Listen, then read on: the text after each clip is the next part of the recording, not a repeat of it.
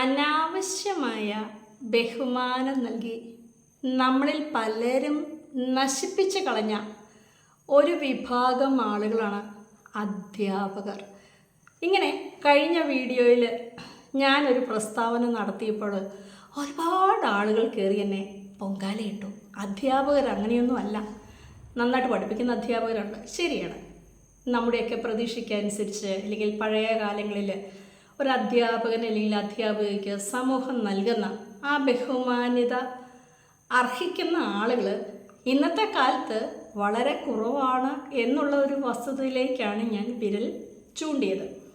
നിർഭാഗ്യവശാൽ അധ്യാപകരിൽ നിന്ന് പോസിറ്റീവായിട്ടുള്ള അനുഭവങ്ങൾ മാത്രം കിട്ടി വളർന്ന ഒരു വിഭാഗം ആളുകളാകാം എന്നെ അതിനകത്ത് ഞാൻ ചെയ്തത് തെറ്റായ ഒരു പ്രസ്താവനയാണ് എന്നുള്ള രീതിയിൽ സംസാരമുണ്ടായത്. ഞാൻ ഒരു വീഡിയോയിൽ പറഞ്ഞിരുന്നു, അധ്യാപകർ അതായത് മാതൃകാപരമായി ജീവിക്കുന്നവരും എന്നാൽ അങ്ങനെ അല്ലാത്ത ആളുകളും ഉണ്ട്. പലപ്പോഴും അധ്യാപകരുടെ ഇടയിൽ സംഭവിക്കുന്നതാണ് മുൻവിധിയോടെ കാര്യങ്ങളെ സമീപിക്കുക, അതേപോലെ അവർക്കൊരിക്കലും തെറ്റ് പറ്റില്ല എന്ന ഒരു ധാരണ സ്വയം സ്വീകരിക്കുക. തങ്ങളെക്കാൾ അറിവുള്ളവർ അല്ലെങ്കിൽ എല്ലാത്തിലും എല്ലാം തികഞ്ഞവരാണ്, മറ്റുള്ളവരെ നന്നാക്കുവാൻ ഉപദേശിക്കുവാൻ വിധിക്കപ്പെട്ടവരാണ് തങ്ങൾ, ഇങ്ങനെയൊക്കെയുള്ള ചില ധാരണകൾ ഉള്ള വിഭാഗമാണ് അധ്യാപകർ. കാരണം ഞാൻ ആ തൊഴിൽ ചെയ്തതുകൊണ്ട് തന്നെയാണ് അതിനെക്കുറിച്ച് വ്യക്തമായിട്ട് പറഞ്ഞത്. ഇപ്പം നമ്മുടെ വിഷയം അധ്യാപകരുടെ കുറ്റം പറച്ചിലൊന്നുമല്ല.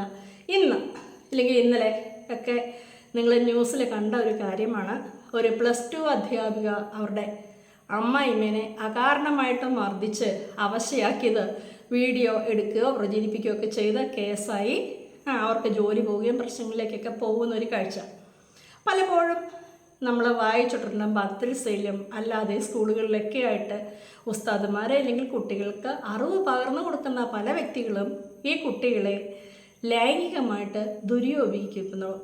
ഇതും നമ്മൾ കേട്ടിട്ടുള്ളത്. അപ്പോൾ ഇത്തരത്തിലുള്ള ഒരു കൂട്ടം ആളുകൾ പ്ലസ് നിങ്ങളിൽ തന്നെ പലർക്കും പോസിറ്റീവ് നെഗറ്റീവ് എക്സ്പീരിയൻസ് ഉണ്ടാകാം. സമ്പത്തിൻ്റെ പേരിൽ, ജാതിയുടെ പേരിൽ, വർഗത്തിൻ്റെ വർണ്ണത്തിൻ്റെ ഒക്കെ പേരിൽ വിവേചനം അനുഭവിക്കുന്ന ഒരുപാട് ആളുകളുണ്ട്.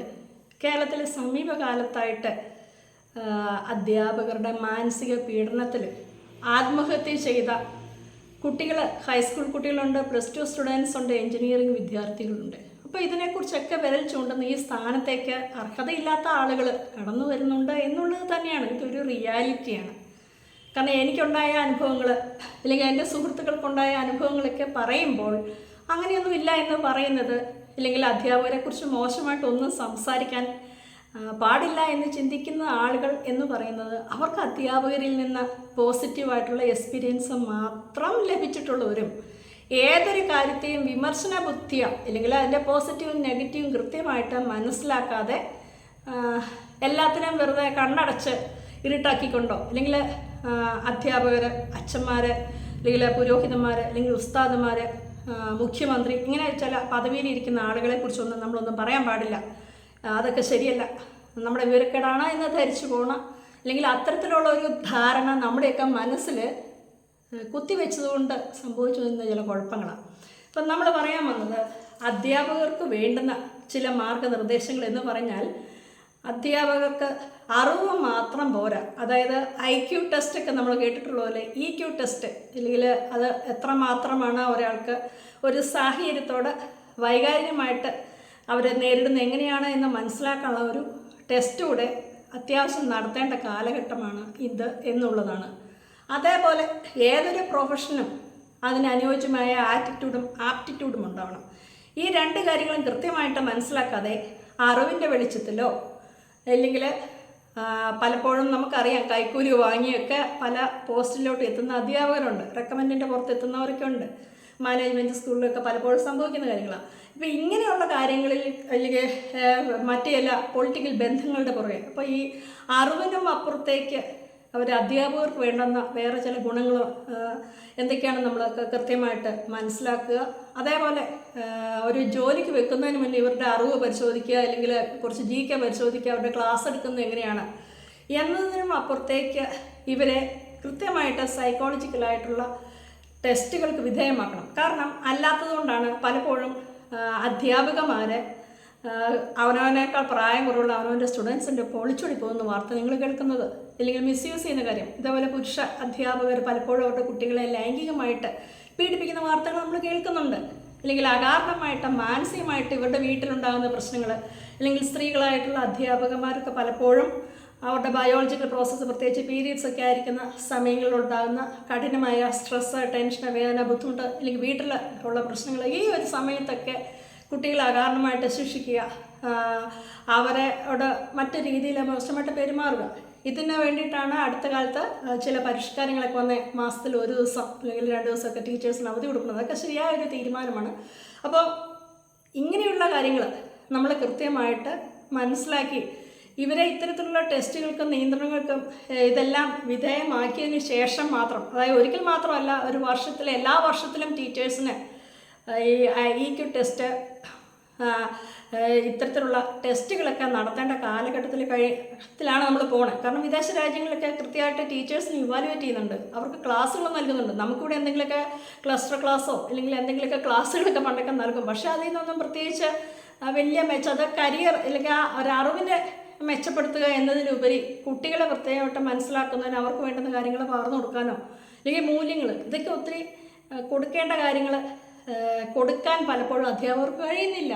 അത് ഒരു സത്യമാണ്, അല്ലെങ്കിൽ ഒരു യാഥാർത്ഥ്യമാണ്. അതേപോലെ ഡോക്ടറാവേണ്ട അല്ലെങ്കിൽ ഒരു സയൻറ്റിസ്റ്റ് ആകേണ്ട എത്രയോ കുട്ടികൾ മറ്റ് ജോലിയിലേക്ക് തിരിഞ്ഞ്, അതായത് ഒരു കുട്ടിയുടെ യഥാർത്ഥത്തിലുള്ള കഴിവ് തിരിച്ചറിഞ്ഞ് അവൻ്റെ മേഖലയിലേക്ക് അവനെ നയിക്കാൻ പല അധ്യാപകർക്കും കഴിഞ്ഞിട്ടില്ല. അതുകൊണ്ട് തന്നെ വളരെയേറെ കഴിവുള്ള പല കുട്ടികളും അവർ എത്തേണ്ട ലെവലിലേക്ക് എത്താതെ കൃഷിപ്പണിയായിട്ടോ ബിസിനസ്സൊക്കെ ആയിട്ട് അവരുടെ കഴിവിനെ നാടിന്, രാഷ്ട്രത്തിന് അവനവന് തന്നെ ഉപയോഗിക്കാൻ പറ്റാതെ മറ്റ് മേഖലയിലേക്ക് ഒതുങ്ങിപ്പോയ ഒരുപാട് ആളുകളുണ്ട്.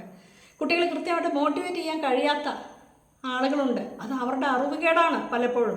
അപ്പോൾ ടീച്ചേഴ്സിന് ഒരു TTCയോ BEdോ ഒക്കെ അല്ലെങ്കിൽ ഒരു MEd മാത്രം എടുത്തിട്ട് അവർക്ക് ജോലി കിട്ടി, ജീവിതകാലം മുഴുവനും 2 or 3 തവണ മാത്രം ഇവിടെ ടെക്സ്റ്റ് ബുക്ക് അല്ലെങ്കിൽ സിലബസ് മാത്രമുള്ളൂ. അപ്പോൾ അതിനകത്തുള്ള പാഠങ്ങൾ മാത്രം പഠിച്ച് എന്തെങ്കിലും സംശയം ചോദിച്ചാൽ തട്ടിക്കൂട്ടി ഉത്തരവൊക്കെ പറഞ്ഞ് പോകുന്ന, അവരുടെ പരിമിതമായ അറിവിനിലൂടെ കാര്യങ്ങൾ നടത്തി മുന്നോട്ട് പോകുന്ന, എന്നാൽ സ്വതന്ത്രമായ അനന്തമായ സ്വപ്നങ്ങൾ കാണാൻ കുട്ടികളെ പ്രേരിപ്പിക്കാൻ കഴിയാത്ത ഒരുപാട് അധ്യാപകരുണ്ട്. അപ്പോൾ ഇവരൊന്നും ആ പ്രൊഫഷന് ചേരുന്നവരല്ല. ഇത്തരക്കാരെ നമ്മുടെ ജോലിയിൽ നിന്ന് പിരിച്ചു വിടണം. അപ്പോൾ ഇങ്ങനെയുള്ള പ്രശ്നങ്ങൾ അടിക്കടി ആവർത്തിക്കാനുള്ള ഒരു കാരണം അർഹതയില്ലാത്തവരെ അല്ലെങ്കിൽ EQ ടെസ്റ്റ് ഉൾപ്പെടെയുള്ളത് നടത്തിയിട്ട് മാത്രമേ ഇനിയുള്ള ആളുകളെ എങ്കിലും ടീച്ചേഴ്സായിട്ട് നിയമിക്കാവുള്ളൂ. കാരണം അധ്യാപകരെല്ലാവരും ശ്രേഷ്ഠരല്ല, അവരും തെറ്റ് പറ്റുന്നുള്ള ഒരു വിഭാഗം ആളുകളൊന്നല്ല. നിങ്ങൾ ചിന്തിക്കുന്ന പോലെ 1 or 2 പേരല്ല. അധ്യാപകരെ പലരും കണ്ടപ്പോൾ പലപ്പോഴും സ്കൂളിൽ കാണുന്ന ഒരു കാര്യമാണ്, മാതാപിതാക്കളുടെ അല്ലെങ്കിൽ പ്രിൻസിപ്പളിൻ്റെ പിടുത്തം വീഴാതെ എന്നതിലും തട്ടിക്കൂട്ടി പഠിപ്പിച്ച് പലപ്പോഴും അധ്യാപകന്മാരുടെ സ്റ്റാഫ് റൂമിൽ ഇരുന്ന് പറയുന്ന ഒരു കാര്യം, പഠിക്കാനുള്ളവൻ എങ്ങനെയാണെങ്കിലും പഠിച്ചോളും, ട്യൂഷൻ എടുത്തിട്ടാണെങ്കിലും പഠിച്ചോളും, ഈ വീട്ടുകാർ പഠിപ്പിച്ചോളും, നമ്മളതിന് കൂടുതൽ മെനക്കെടണ്ട എന്നേലും പറഞ്ഞു കൊടുത്ത് നമ്മുടെ വർക്ക് തട്ടിമുട്ടി അങ്ങ് കടന്നുപോയി പരീക്ഷ പേപ്പർ മാർക്കുണ്ടോ നോക്കുക. ഇല്ലെങ്കിൽ കുട്ടികൾക്ക് അവനവൻ പഠിപ്പിക്കുന്ന സബ്ജക്റ്റിൻ്റെ മാർക്ക് കുറവാണെങ്കിൽ ഒത്തിരി ഇഷ്യൂസ് വരും. അപ്പം വളരെ ലിബറലായിട്ട് മാർക്ക് അയച്ചു കൊടുത്ത് കുട്ടികളെ സഹായിക്കുക. ഇങ്ങനത്തെ തെറ്റായ പ്രവണത, അതായത് അവനവൻ ചെയ്യുന്ന ജോലിയുടെ ആത്മാർത്ഥത കുറവുള്ള ഒരു വിഭാഗം ആളുകളാണ് അധ്യാപകരെന്ന സത്യം നിങ്ങൾ ഇനിയും മനസ്സിലാക്കണം. അപ്പോൾ അത് ആരെങ്കിലുമൊക്കെ പറഞ്ഞു കഴിഞ്ഞാൽ പറയുന്നവരെ കയറി ക്രൂശിക്കാതെ ആ റിയാലിറ്റി എന്താണെന്ന് മനസ്സിലാക്കാൻ ഇത്തരത്തിലുള്ള അനുഭവങ്ങളും കാഴ്ചകളും പൊതുജനത്തിൻ്റെ കണ്ണ് തുറക്കാൻ കൂടെ, അല്ലെങ്കിൽ നിങ്ങളുടെയൊക്കെ കണ്ണുകൾ തുറക്കാൻ സഹായമാകട്ടെ എന്ന് പ്രാർത്ഥിക്കുന്നു. ഇത്തരത്തിലുള്ള ശിക്ഷണ ക്രൂരത നിറഞ്ഞ ഒരു സ്ത്രീ അല്ലെങ്കിൽ പുരുഷനാവട്ടെ, അവർ സ്കൂളുകളിൽ പഠിപ്പിക്കുന്ന കുട്ടികളോട് എത്രമാത്രം മൃഗീയമായിട്ടും പൈശാചികമായിട്ടും ഒക്കെ പെരുമാറുമെന്ന് നിങ്ങൾ തന്നെ ചിന്തിക്കുക.